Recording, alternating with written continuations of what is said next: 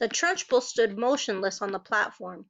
Her great horsey face had turned the color of molten lava, and her eyes were glittering with fury.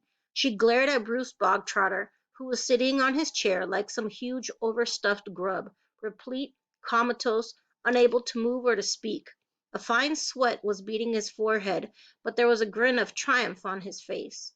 Suddenly the Trunchbull lunged forward and grabbed the large empty china platter on which the cake had rested.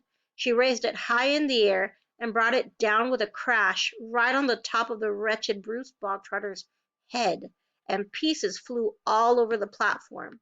The boy was by now so full of cake he was like a sackful of wet cement, and you couldn't have hurt him with a sledgehammer. He simply shook his head a few times and went on grinning. "Go to blazes!" screamed the Trunchbull, and she marched off the platform, followed closely by the cook.